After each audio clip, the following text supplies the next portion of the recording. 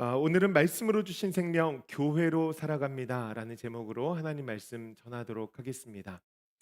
1995년에 개봉한 영화 구름 속의 산책이라는 영화가 있습니다. 여러분 혹시 보신 분들 계세요? 이 영화는 라스 루베스라 불리는 포도원을 배경으로 펼쳐지는데요. 이 스페인어로 구름이라는 뜻입니다. 여러 사람들이 이 포도원을 다니면서 산책하는 장면이 나와요. 그래서 구름 속의 산책이라는 제목이 붙었습니다. 이 포도원에는 굉장히 특별한 역사가 있는데 여자 주인공인 이 빅토리아의 선조가 1580년에 스페인에서 멕시코로 이주를 하면서 이 포도나무 뿌리를 하나 가져왔는데 그 뿌리가 나무가 되어지고 이 열매의 씨로부터 밭이 이루어져서 세대를 오면서 수많은 포도 열매를 맺고 있었던 것이죠. 당시 가져온 이 포도나무에 뿌리가 있는데 400년이 넘는 그 시간 동안에 계속 자라고 있었던 거예요. 그들은 그것을 생명의 근원이라고 불렀습니다. 하루는 이 술에 취한 빅토리아의 아버지가요, 이 작은 램프를 넘어뜨리는 사건이 일어나는데 그것으로 인하여서 한 포도나무에 불이 붙고 그 불이 바람을 타서 전 포도원에 불이 번집니다.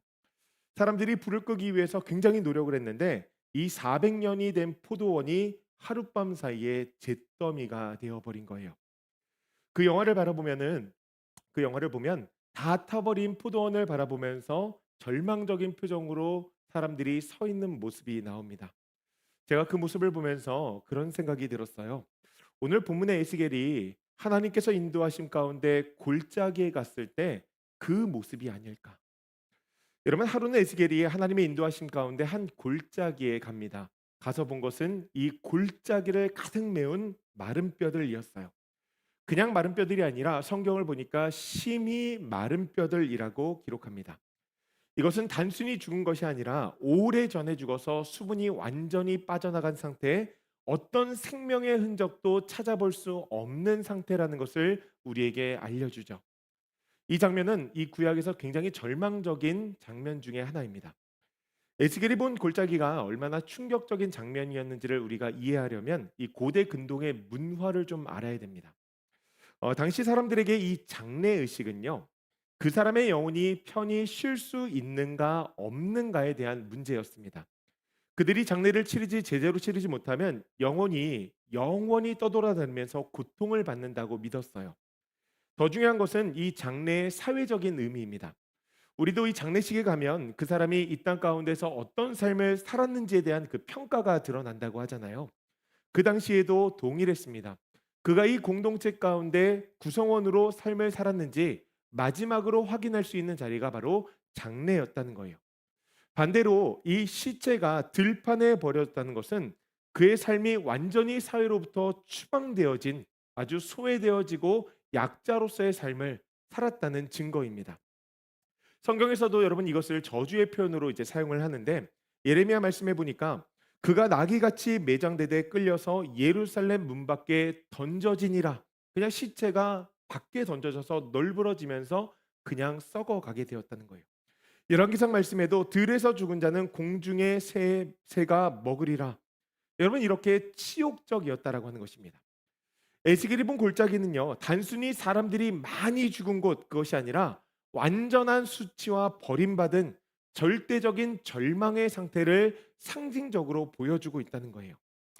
하나님께서 이 뼈들이 무엇인지를 쭉 설명을 해주시는데 11절 말씀해 보니까 이렇게 말씀하세요. 이 뼈는 이스라엘 온 족속이라. 이스라엘 족속들이 이 마른 뼈라는 거예요.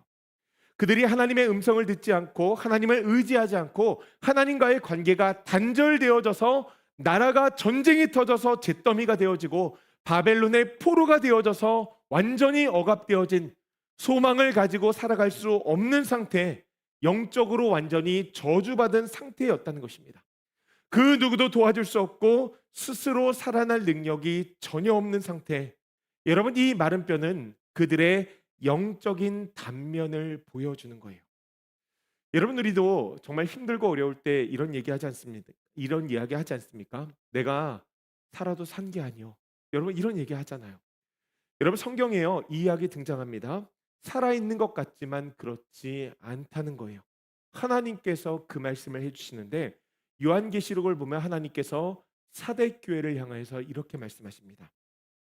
사대교회 사자에게 편지하라. 하나님의 일곱 영과 일곱 뼈를 가지신 이가 이르시되 내가 내 행위를 아노니 내가 살았다 하는 이름은 가졌으나 죽은 자로다. 아멘.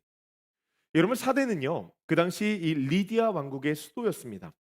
리디아 왕국은 굉장히 강력한 군사력을 가지고 있었고 풍성한 자원, 특별히 금과 은을 가지고 있었고 이 지리적 이점을 활용하여서 큰 번영을 이루었습니다.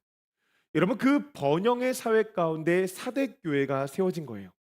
말씀을 보니까 사대교회를 향하여서 살았다 하는 이름을 가졌다라고 이야기하죠. 여러분, 여기 살았다라는 단어가 명성이란 단어입니다. 명성이 있었다는 거예요. 그러니 사대교회는 규모도 크고 무엇인가 보여지는 사역들이 꽤나 많았을 것입니다.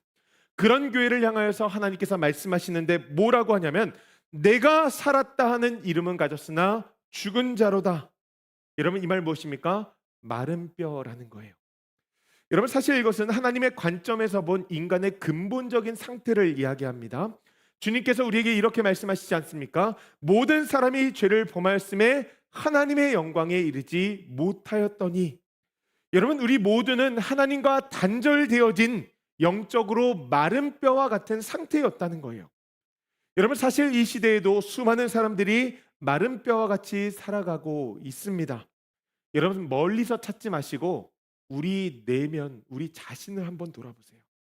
혹시나 내가 살았다는 이름은 가졌으나 죽은 자는 아닌가?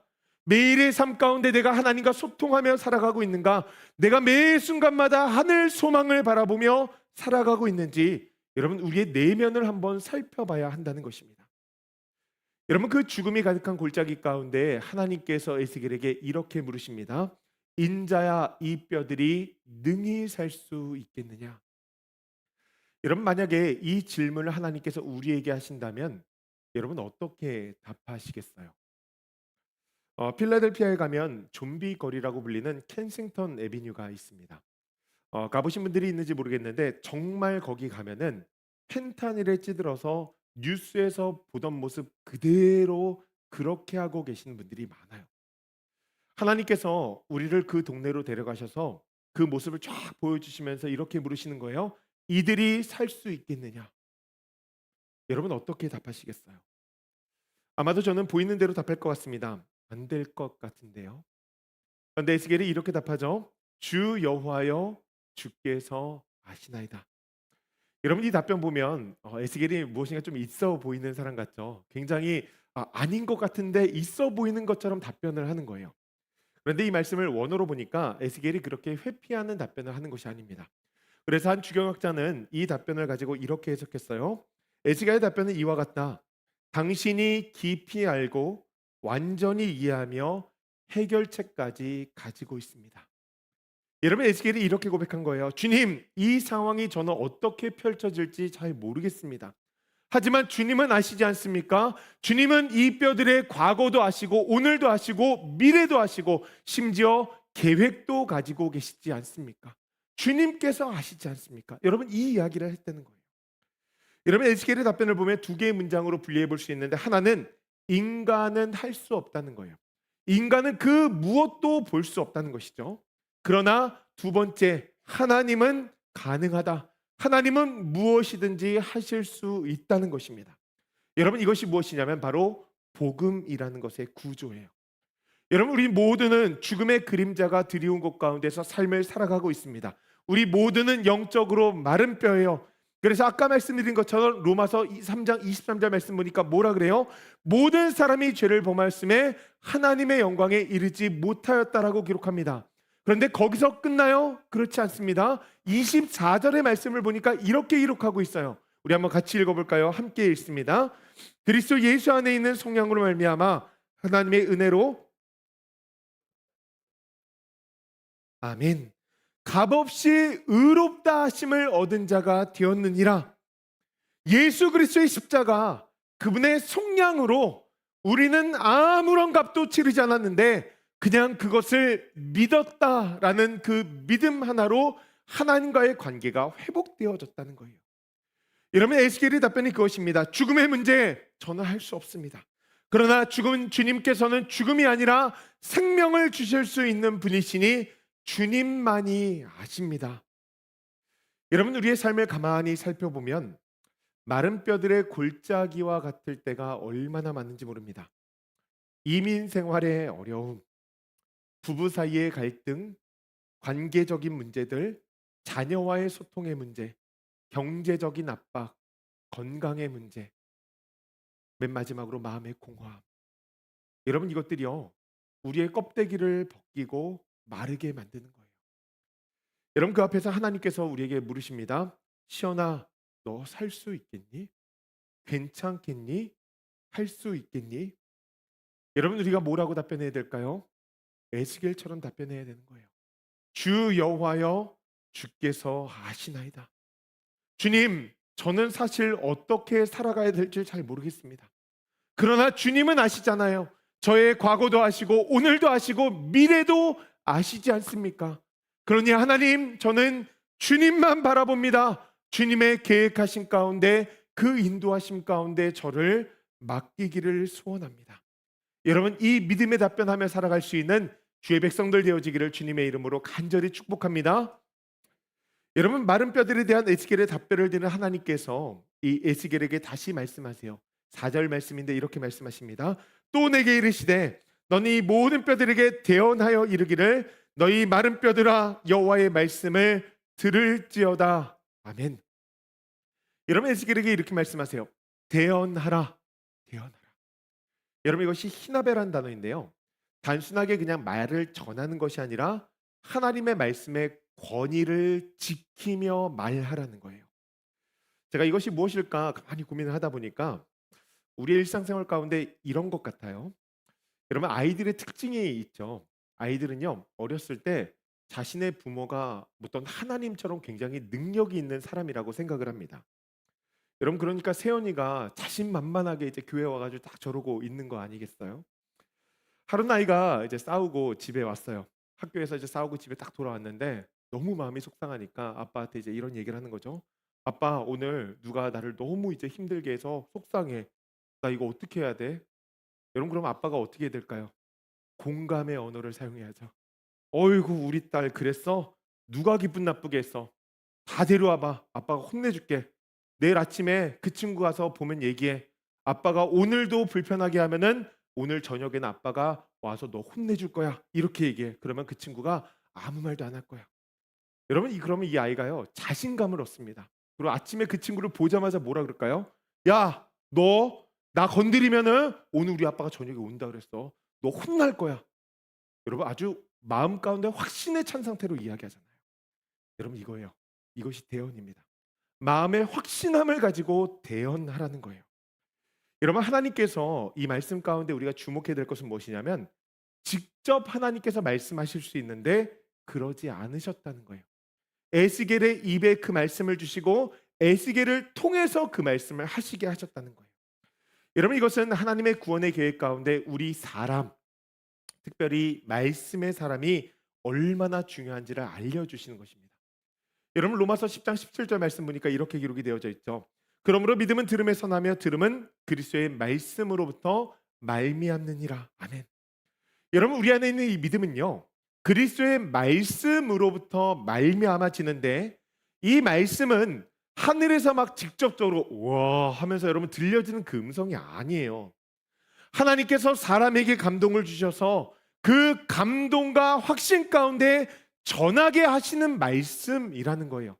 여러분, 그 성경에 근거한 그 말씀이 전해졌을 때 뭐가 생겨요? 믿음이라는 것이 생긴다는 거예요.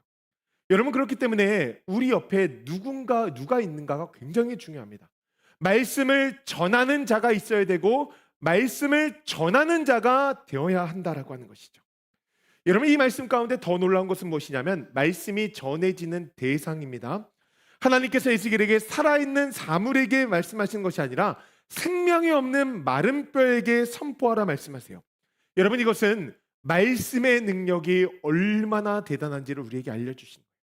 여러분, 말씀의 능력에는 생명이라는 것이 있다는 거예요. 믿으십니까? 영적으로 죽은 자, 소망이 없는 자, 절망 가운데 있는 자, 여러분, 말씀이 떨어지면 이들이 살아난다라고 하는 거예요. 그 안에 생명력이 임하게 되어진다는 것이죠. 여러분 이후의 말씀을 보면 이 선포되어지는 말씀의 역사가 나오는데 두 가지로 살펴볼 수 있습니다. 먼저는 순수한 말씀의 능력이에요. 에스겔이 이 뼈들에게 말씀을 선포합니다. 그랬더니 이 시편 29편의 말씀처럼 여호와의 소리가 이 자연을 막 흔드는 것처럼 이 말씀이 죽음의 세계를 막 흔들기 시작해요. 에스겔의 말씀이 딱 대언되자마자 뼈들이 갑자기 일어나 서로를 맞추며 연결되어지기 시작합니다. 그리고 말씀을 보니까 뼈들 위에 힘줄이 생기고 살이 오르고 가죽이 덮였다고 이야기해요. 여러분 이 과정을 한번 상상해 보세요. 뼈들이 맞춰주고 힘줄이 생기고 살이 오르고 가죽이 덮였어요. 점진적인 변화인데 아주 질서정연합니다. 가죽이 덮이고 힘줄이 생기고 살이 오르고 여러분 뒤죽박죽이 아니라 이 순서대로 일어났다는 거예요.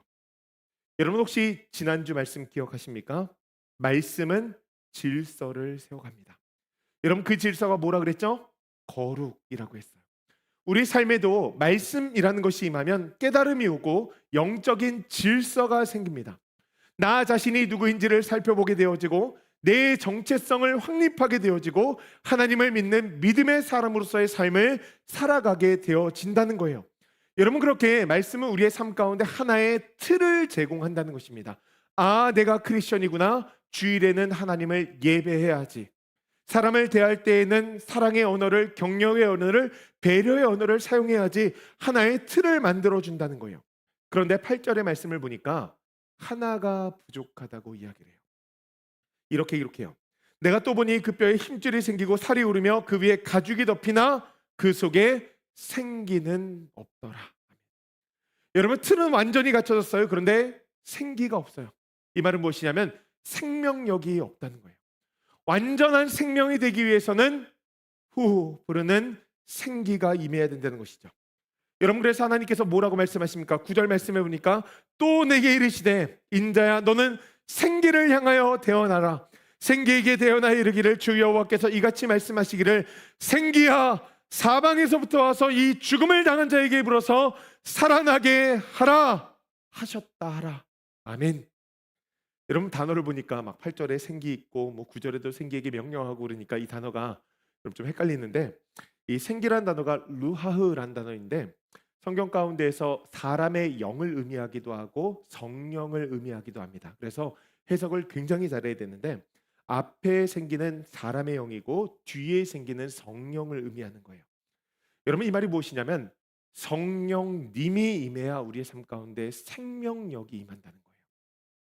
여러분 예수님께서도 우리에게 말씀하시잖아요. 성령을 위해서 기도하라. 성령을 구하라. 여러분 말씀의 능력을 맛본 자들, 말씀을 통하여서 내가 크리스천이라고 예배하는 자가 되었다면 그 다음에 뭐예요? 성령을 구해야 된다는 거예요. 아마 여기까지 딱 들으신 분들은 생각나는 것이 있으실 거예요. 여러분 이 말씀이 무엇이냐면 바로 교회가 형성되어지는 말씀이라는 거예요. 여러분 예수님께서 이 땅에 오셔서 제자들을 부르시고 가르치셨습니다. 3년 동안 동거동락하시면서 말씀으로 가르치셨어요. 그래서 그들은 말씀의 능력을 맛보았습니다. 구원에 대한 깨달음이 있었어요. 예수 그리스도의 존재가 누구인지를 알게 되었습니다. 예수는 그리스도시요 하나님의 살아계신 아들이십니다. 여러분 참된 크리스천이 무엇인지에 대해서 고민하게 되었던 거예요. 그런데 그들에게는 생명력이 없었습니다. 여러분 그 모습이 무엇이냐면 예수님께서 고난을 받기 시작하자 어떻게 돼요? 십자가에 돌아가시는 그 시간에 모두 사라진 거예요. 베드로는 배신했고 모든 제자들은 뿔뿔이 흩어졌습니다. 여러분 그들에게 믿음이 없었습니까? 그렇지 않아요. 있었어요. 그럼에도 불구하고 사라졌다는 거예요. 여러분 그들에게 예수님께서 찾아가셔서 그들 앞에서 이제 승천하시면서 당부하신 말씀이 딱 하나입니다. 그것이 무엇이냐면 예루살렘을 떠나지 말고 기도하라는 거예요. 여러분 기도하라고 말씀하셨는데 예수님의 속뜻이 있죠. 성령을 구하라는 거예요. 그들에게 지속적으로 알려주셨다는 가장 좋은 것을 주실 것인데 성령을 구하라. 여러분 실제로 그들은 예루살렘의 마가의 다락방에 모여 기도하며 성령의 세례를 받습니다. 성령으로 충만해지자 그들의 삶 가운데 무엇이 임했어요? 생명력이 임했어요. 앞에 죽음이 있더라도 그 죽음을 뚫고 나갈 수 있는 능력을 얻게 되어졌다는 거예요. 깨달은 그 말씀을 어떻게든지 삶으로 살아갈 수 있는 그 능력을, 그 생명력을 얻게 되어졌다는 거예요. 그러니 여러분, 그들이 무엇이 되어집니까?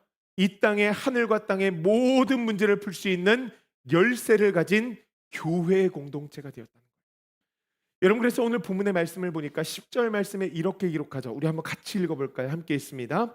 이에 내가 그 명령대로 태어나였더니 생기가 그들에게 들어가매 그들이 곧 살아나서 일어나 서는데 극히 큰 군대가 되더라. 아멘. 여러분, 성령이 임하니까 살아난 것이 아니라 군대가 되었다는 거예요. 여러분, 이 군대는 그냥 단순한 군중이 아니지, 사람이 많이 모인 것이 아니라 조직되어지고 훈련되어져서 영적인 전투를 할 수 있는 군대를 의미하는 것입니다. 여러분, 이것이 무엇이냐면 바로 신약의 교회예요. 여러분, 제자들이 이 120명이 정말 힘써서 기도하면서 성령을 받고 사역을 하기 시작하는데, 그전에는 죽음 앞에서 주랭랑을 쳤던 사람들이 막 돌에 맞는데도 불구하고 어떻게 합니까? 복음을 전하며 나아가는 거예요.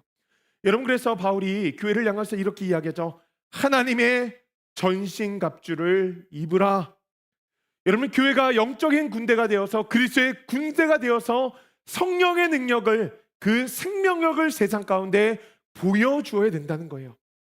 여러분, 이 성령의 역사가 나타내는 것 중에 하나가 무엇이냐면 우리를 한 마음과 한 뜻으로 품은 군대로 만들어준다는, 그 공동체로 만들어준다는 거예요. 여러분, 고린도전서 12장 13절 말씀 보니까 이렇게 기록이 되어져 있거든요. 단어를 유의하면서 한번 보세요. 우리가 유대인이나 헬라인이나 종이나 자유인이나 다한 성령으로 세례를 받아 한 몸이 되었고 또 한 성령을 마시게 하셨느니라. 아멘. 아마 성경에 대한 조금 지식을 가지신 분들은 이 앞에 네 단어를 딱 보자마자 골치 아프겠다, 그 생각을 하셨을 거예요. 여러분, 유대인과 헬라인 사이에 얼마나 큰 갈등들이 있었습니까? 종과 자유인의 골도 굉장히 깊었습니다. 하나가 될 수 없어요.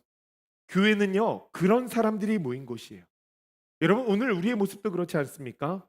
한 사람 한 사람이 각자의 개성이 너무나 강합니다. 생각이 다르고 살아온 배경이 달라요. 그래서 하나가 되기에 정말 불가능할 것 같아요. 그런데 하나님께서 그 사람들을 교회로 모이게 하신 거예요. 여러분, 하나님께서 그 불가능한 것들을 그렇게 모이게 하신 이유가 있어요. 그것은 바로 성령의 역사가 있기 때문입니다. 성령의 역사가 뭐예요? 세례를 받아 한 몸이 되었고 또 한 성령을 마시게 하셨느니라. 여러분, 예수님께서 십자가로 이 성전의 휘장을 찢으신 것처럼 넘을 수 없는 그 벽을 무너뜨리시고 하나의 공동체로 만드는 것이 바로 성령의 역사라는 거예요. 여러분, 그렇기 때문에 교회는 성령에 붙잡히게 되었을 때 힘이 있는 거예요. 힘이 있어요. 여러분, 말씀으로 우리 자신을 깨닫다면 성령의 충만함을 구하며 나아갈 수 있는 우리 모두가 되어지기를 간절히 소원합니다. 여러분, 성령의 사람이 돼야지 교회가 확연하게 바뀔 수 있어요. 성령의 사람이 돼야지 기도가 불이 붙고, 성령의 사람이 돼야지 복음의 열정 가운데 일어나게 되어진다는 거예요. 말씀을 마무리합니다. 여러분, 오늘 우리 사회는 풍요롭습니다. 우리의 삶 또한 풍요롭죠. 여러분, 그 풍요를 바라보면서 혹시나 내 내면도 풍요롭다고 착각하고 있지 않은지 한번 생각해 봐야 된다는 거예요.